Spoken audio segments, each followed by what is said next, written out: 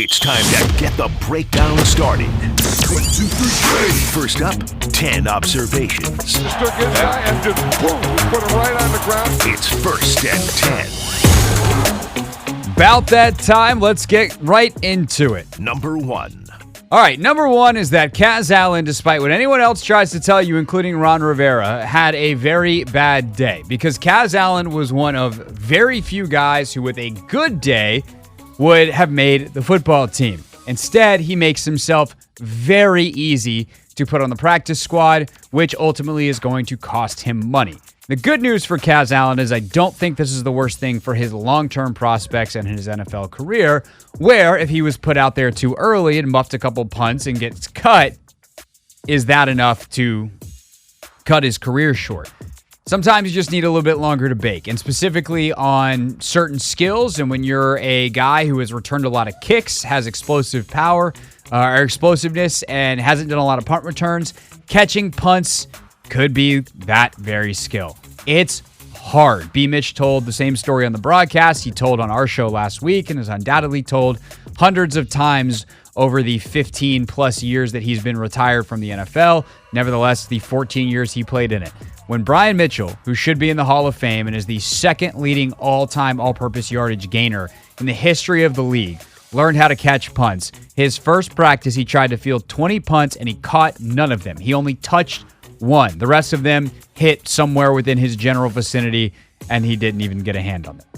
It's hard. And Kaz Allen muffed one and also caught another, but fair caught it inside the 6. Or I think it was the 6-yard line. So inside the 10, an area where you either let it go or you catch it because you're going to return it. Giving your team the ball safely at the 6-yard line doesn't really do a lot. So the decision-making is very, very difficult as a punt returner. The actual catching of the football is very hard. And, oh, by the way, the thing that really, to me, solidifies him getting initially cut from this team is going to be the fact that he dropped 2 passes as a receiver. He had a nice little stretch in the middle of camp where he looked really good, showed his explosiveness, but at the end of the day, he's got too much growing to do. He is a prime practice squad guy and a guy who could play football for them this year.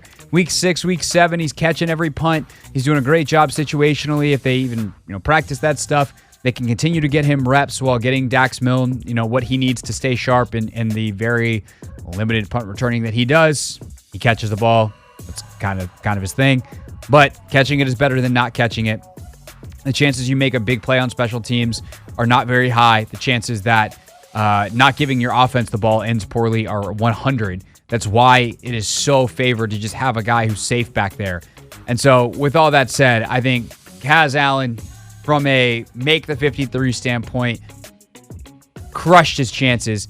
From the Commander standpoint, it was a great way for him to do it because they know what he's capable of. They clearly liked him enough to bring him in as a priority undrafted free agent. But if he was an undrafted free agent, that means every team passed on him in the draft, and they're not going to watch that game and go, that's the guy we got to bring in. So they've got some other guy that they did bring in who also has trouble with his hands or decision-making and punts or whatever, super athlete that they're developing and have just invested in from springtime through now. So sucks for Kaz Allen. I think there's basically no chance he makes it.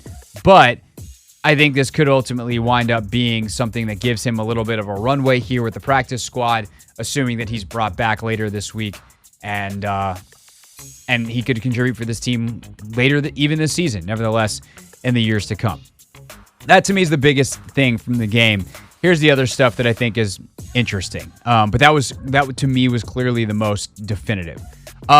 Number 2, as we continue on, 1st and 10. Number 2. Jake Fromm is an ideal third quarterback. He is smart. He is not incompetent in the offense, but let's not freak out because he had 2 back-to-back good halves against guys who are mostly not NFL players. Jake Fromm is a 4A player.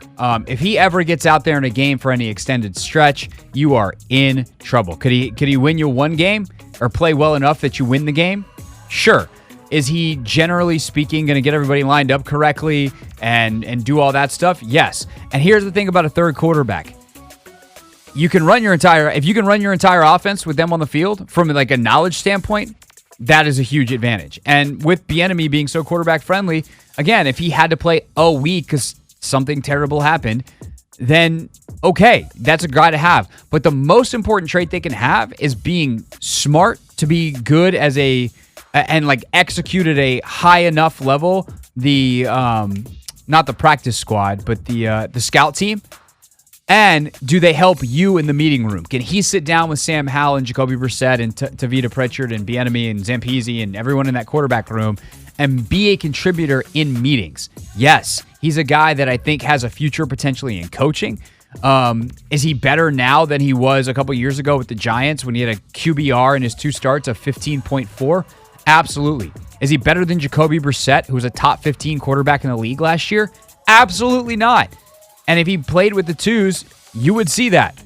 So, Fromm's had a very good spring, a very good camp. Jake Fromm should be proud of himself. But for the small but loud segment of the fan base that thinks somehow he's worth cutting Jacoby Brissett for, that's absurd. But I will say, like, good job, Jake Fromm. You should be brought back on the practice squad. And if something happens to one of your top 2 quarterbacks this year, this team is not completely and totally screwed if they have to go to him, which is about as good as you could possibly ask for a number 3 quarterback. That's just kind of how the league works. There's not enough good ones to go around for everyone to have a good starter. Why do you think that your team gets to have a 3 deep of good quarterbacks? You're lucky you got 2. You got 2 starting legitimate caliber when other teams, like your week 1 opponent, have 0. All right, continuing on. 1st and 10 here on the Hoffman Show. Number 3. Bryson Tremaine is an interesting sleeper for this roster. I do not think he's going to make it, and unfortunately, I don't know that he's going to be able to sneak on the practice squad either. But damn, if I had one more spot, I'd give it to him, at least on the practice squad, and I'd mess around and think about him for the 53. Why? That doesn't seem to make sense on the surface. Hell, you're not even going to keep him on the 53, and you're saying you might, and then you're not going to keep him on practice squad, but he's one of one in their room. They don't have another big, tall guy, and he has produced day in, day out in training camp, especially in the second half of camp. He has gotten better, and he's a guy that I think could be a player for them in the long term. Like, you look at what Cam Sims is continuing to do. I know he had a couple big catches. A special teams guy who was really good here for a long time. Never going to be a top flight receiver, but could he have a big game at some point? Like Cam Sims had that one really big game. And could he catch a fade for you? And can he just do things that big 6'4" receivers can do that smaller guys obviously do not have quite as easy of a time doing? Yeah. The problem is he's stuck behind Allen, who we already talked about, who's got special upside as a returner. And then Tinsley is one of the few down roster guys that was actually more productive than Tremaine. So this becomes a very difficult decision for the receiver group. And if you wanted to mess around and keep 7, I think that could be an option. Do you find a way to keep 7? And we can talk about some of that as we go through today. We'll do our roster projection later on in the show. Take Command's roster projection is out now, by the way, on the podcast feed. But Tremaine is one of those interesting guys. If he gets cut, he's going to go somewhere, and he's a guy that in 3 years could pop up on an active roster somewhere. And you're like, wasn't that guy in Commander's camp? What's the kid in oh God, Anthony, this is gonna freaking kill me. He was in Indy last year. Zach, he's been in Philly. Zach Moss? No, not Zach Moss. There's a receiver. This is Zach Pascal. Yes, thank you, Zach Pascal. Like Bryson Tremaine is potential Zach Pascal, where dude's going to develop into an NFL receiver. He's just not ready yet. So, them's be the breaks sometimes if you're Bryson Tremaine. All right, let's keep cooking. That's probably enough time on a guy who's, as I said, probably on the wrong side of a numbers game. Number 4. Unfortunately, I think this guy is too. Mitchell Tinsley's got a nose for the end zone, and that's a good skill to have, and it's one that might eventually get him on an NFL roster. Mitchell Tinsley's problem is, he's got a nose for the end zone, and that was in training camp and obviously in the games. He does not have a defined role on special teams. He has not been fantastic there throughout training camp, and if you're going to be an end-of-roster guy, you got to be able to do that. Just being able to play receiver is not enough when there's not snaps to give you at receiver. prime practice squad candidate and the kind of guy that if something happens to one of your top 3 receivers, I would consider calling up because I might trust him to do a little more for me at receiver than even a guy like Dax Milne. But between what Milne gives you on punt coverage and punt return and potentially kick coverage compared to Tinsley, you got to keep Milne. So these things get funky down roster, and it's not always the sexiest guy who gets to stay or the highest upside guy. But Tinsley showed very well for himself, and much like Tremaine, should be proud of what he's done all camp long. Unfortunately, again, the numbers are not going to be in his favor, but could another team pick him up? I think that's possible when he ultimately gets waived, because you have to get cut before you can be signed back to practice squad. And in that period, you can A, choose to go to another team's practice squad, or B, they could sign you to their active roster. So good luck to Mitchell Tinsley. He puts great stuff on tape, and we'll see how ultimately it pays off. I think the problem is a lot of teams have a lot of Mitchell Tinsleys, the borderline, not really special teams, but talented receiver types. There's a dime a dozen of those around the league. The question is, which of the guys actually develop long-term to find a home in the league? All right, moving on to some guys that are going to play for this team on the other side of the ball. Number 5. James Smith-Williams and F.A. Obata, they both lined up at the 3 technique again. That's that defensive tackle spot that John Allen plays that lines up between the tackle and the guard. And I thought they both did a good job in the game. I thought James especially did a good job of pushing the pocket. There was a couple of runs, one at edge, one at 3 tech that he strung out, made the running back bounce outside.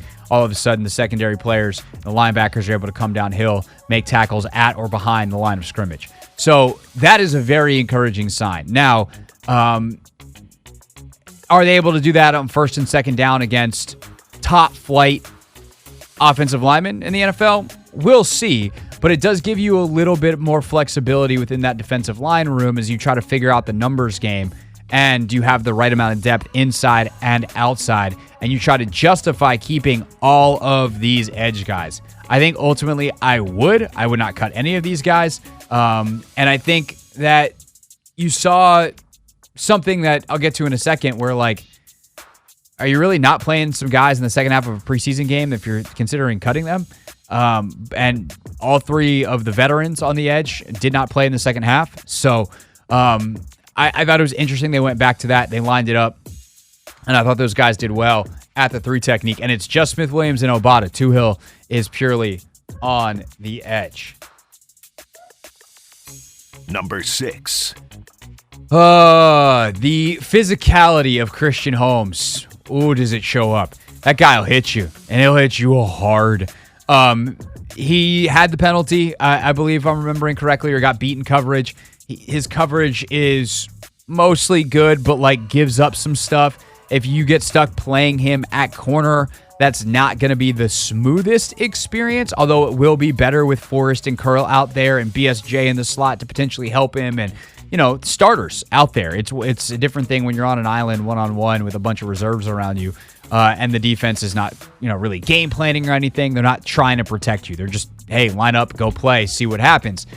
But on special teams, and when he comes up to tackle, man, he is fantastic. And if he can continue to work on the coverage portions of his game, he could be a future NFL starter. Maybe a guy that by year 4, year 5 has 3 years of starting football in him. And that's not a bad career at all for a 7th rounder. And on teams, he's going to be around for a long time. Special teams, he's really, really good.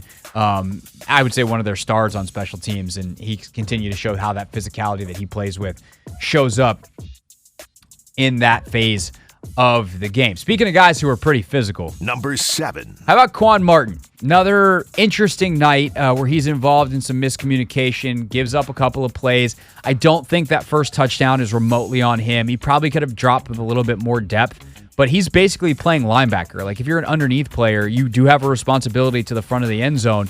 Yeah, you have to get enough depth to make the throws over you hard, but there also should be someone in the picture behind you. So whether that was Terrell Burgess on one side, the other safety, Smith probably at that point in the game, if I'm remembering correctly, on the other, like, someone else has got to be there to make that play. That is not remotely Quan Martin's fault. And them's the breaks sometimes in the preseason. I think it's important to point out, though, the physicality that he brings, where he is right on guys to make tackles, and he's a sure tackler. That is the kind of stuff that gives you a lot of hope for him once you get to the regular season, because the physicality that he plays with is also going to translate to him being able to play in the box as the Buffalo nickel, basically as a third linebacker in run support. If you can trust him to come up and tackle, take on blocks, shed blocks, all that kind of stuff, then he's going to be on the field a lot more. It's going to be a work in progress with him, and I think they're going to, now that they've taught him everything, narrow down his role, which should benefit him a lot. But for right now, I would say you've seen consistent progress from Quan Martin, even if there is still a lot more to go. Second-round pick. He hasn't played a real NFL game yet. That is, again, perfectly expected and okay, allowable when we're talking about preseason football. All right, a thought I had coming... Actually, let me do this one first. Follow up on a point I made earlier. Number 8. The depth chart doesn't lie. At least it traditionally does not. I don't think Ron Rivera is, sitting Jeremy Reeves and Percy Butler if they're not going to play big roles on this team. Like, you say, hey, man, you guys got to play a little bit. No, they didn't. They didn't mess around with that. That tells me where they are on the depth chart and the kind of role that they could have in rotation for this team this season. By the way, 2 of your best special teams guys as well. James Smith-Williams, Casey Tuhill, F.A. Obata not playing at all in the second half, I think is a great sign if I am them thinking about my spot on the roster. And then, I think the same could be said for Tyler Larson at center. He played with the twos. And it's like, okay, well, if Ricky Stromberg was the guy, and I realized they were playing Stromberg as well with the twos at guard, but it's like, okay, well, if Ricky was surpassing me on the depth chart at center, wouldn't he play with the twos? Nope, they got him there. I'm playing center. Sweet. Let's do it. Especially considering Aaron Montero was a guy that played pretty well for them with that second-string offensive line at guard previously. So I think that tells me something about the roster. It tells me all those guys are going to be on it. We'll figure out the numbers later on in the show. But the depth chart not lying, I think, is something that means something with Ron Rivera. Number 9. I am not entirely convinced that the best path forward for this team at linebacker isn't Khaleke Hudson and Jamin Davis together. They brought in Cody Barton, who had a pretty rough spring and summer. They've had Khaleke Hudson, who in year 4, 2020, 21, 22, 23, year 4, he's a 2020 5th-round pick, has started to make a lot of plays. And he made a lot of plays in the Dallas game last year. And if you feel like you can trust him at the will linebacker spot and Jamin can pick up the Mike spot where he was at the end of last year, I am not entirely convinced that that is not your best linebacker duo. That having that much speed on the field and having the ability that those guys have to continue to grow together isn't a bad or, wouldn't be a good idea. I think they're probably going to continue to give Barton reps, and I think your higher upside is still Barton Davis at the will, Barton at the mic, and letting Barton figure some things out, especially now you have a week 1 regular season with Arizona basically tanking. But I still think that there should be snaps this season where those are your 2 guys at linebacker. And I do wonder if Barton doesn't quickly turn things around if they don't go that route anyway, and that would be the right way to go. All right, last but not least, I kept waiting. Number 10. For my phone to explode, because truth be told, I did not watch this game live, which those of you who follow me on Twitter know, because I was at the Aces Mystics game on Saturday as it was happening. And I knew that if Cameron Cheeseman had a bad snap in the game, my phone was going to explode with Twitter notifications. Did not have one. Clean snaps all game. Seems like we've got the new technique down. Don't have to ask about it anymore. Obviously, we'll keep an eye on it if it pops up this season. But good game, Cameron Cheeseman. We're done with our long snapper talk. That's 1st and 10. 10 observations, first segment after each and every Commanders game. It will return 2 weeks from today as we will have the Arizona game to discuss. This is the Hoffman Show on the Team 980 and the Odyssey app.